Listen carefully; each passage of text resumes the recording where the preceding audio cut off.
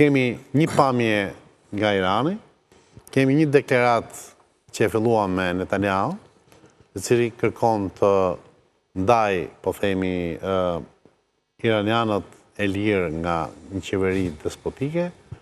Kemi Trumpin që thot, kam shpresa për pajtim. është një koktej i paparë.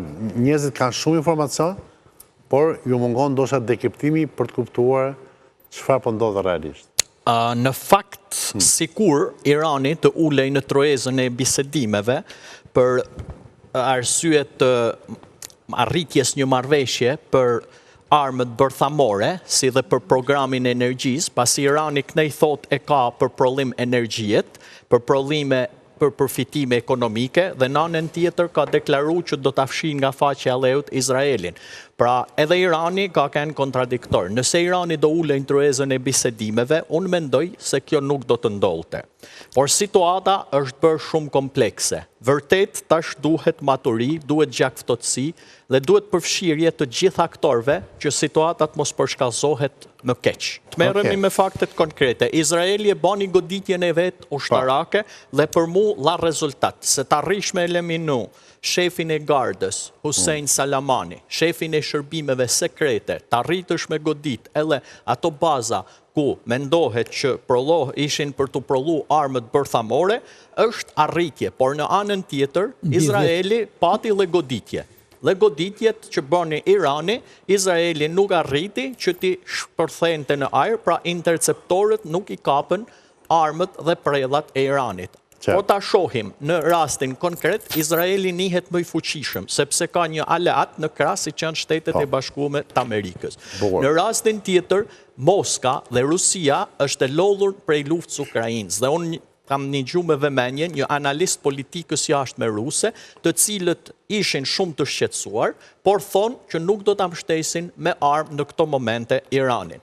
Ajo që është më paradoksale është fakti që i vetmi udhëheqës botror që ka pas aksesin të flas me të dy liderët është Putini, sepse Putini e ka aleat Iranin, ndërsa me Izraelin ka marrëdhënie të mira.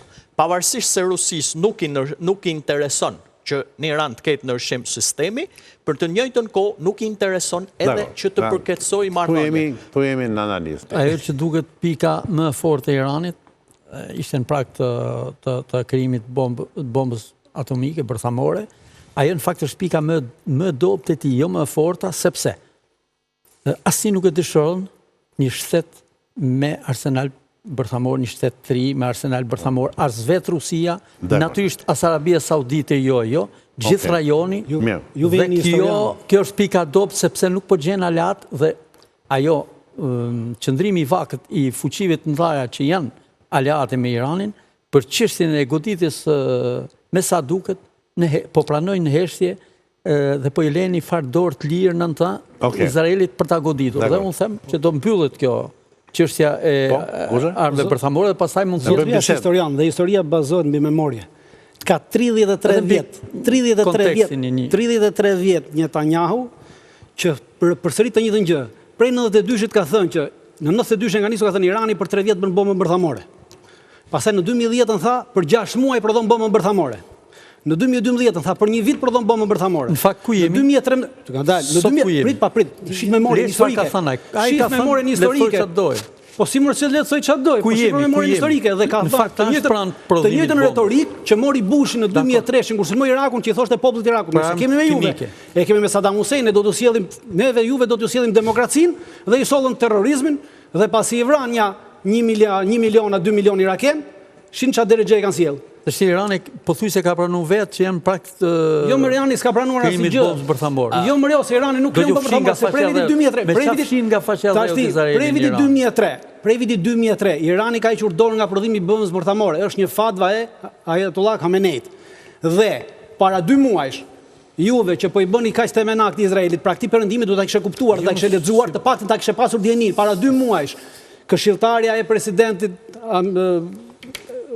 Trump që kryeson të gjitha, drejtoresha e zbulimit, që mbulon 18 agjenci zbulimi, doli para kongresit dhe tha, për dijenin ton, ishte data 25 mars këtij viti. Irani as nuk ka program dhe as nuk ka qëllim deri në tashti dhe as nuk ka një fata për krijimin e bombës bërthamore. Tashmë, ju po thoni e ka.